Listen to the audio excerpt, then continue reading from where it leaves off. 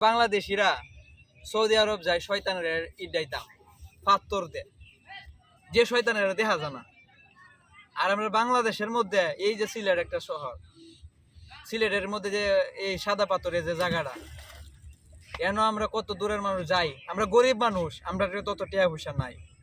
আমরা যে মালদ্বীপ যাইম, সিঙ্গাপুর যাইম, থাইওয়ান যাইম, আমরা লাগি তো এইটাই বড় মালয়েশিয়া, বড় মালদ্বীপ। কেন আমরা গরিব মানুষ, কম টেহায় হাজারের ভিতরে আমরা ঘুরাই হতাম, দেখতে যাইতাম।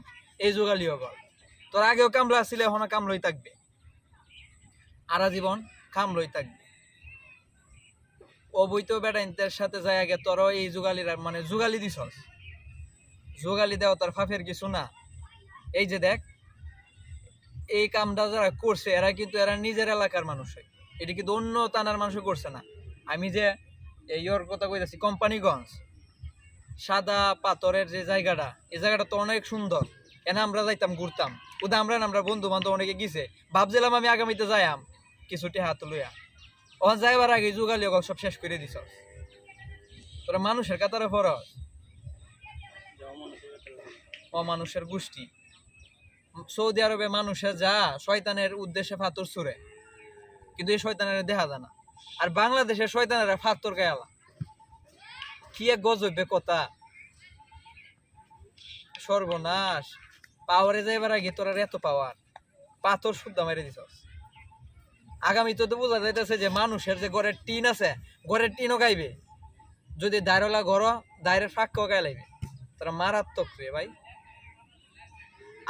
আমার অশেষ, আমার বিশেষ আবেদন, বিশেষ আকুতি, এরার লাগে ঢাকা শহর ঢুহা বাধ্যতামূলক পাসপোর্ট ভিসা করে দেওয়া হোক।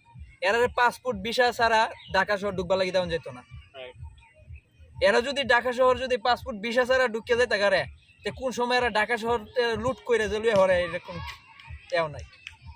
এমন খবর পাওয়া গেছে একসাথে 10,000 যুগালি, মানে 10,000 লেবার এই সাদা বাজগলতের পক্ষ আগে নাকি তুলছে ফাত্তর।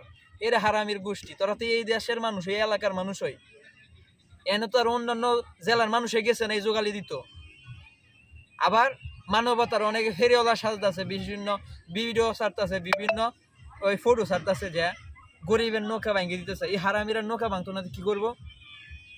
মানুষেরা, পর্যটক যারা যাইতো, আমরা ঘুরতাম যাইতাম, আমরা নৌকাতে ঘুরাইতে টিহার বিনিময়ে। আর তোরা করছিস কি, মানে খুব কম সহজে বেশি লাভ করে যুগালি। যে ফাতুর গুলা নিচ যেগুলো তোরা বাড়িতে রাখতে পারবে, তোরাও গরিব মানুষ। দেখ আমি নিজেও গরিব, কিন্তু আরা জীবন তোর মতো আমার মতো আমরা গরিব হই তাহলে লাগবে।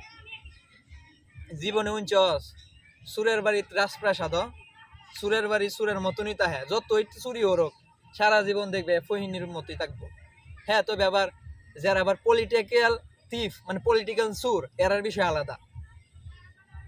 এরা চুরি না করলেও দেখবে এরা বিভিন্ন বিশাল বড় বাড়ি করেছে, বিশাল কিছু করেছে। কিন্তু আমার মতো তোর মতো যুগালিতে জীবনে কিছু করতে হতো।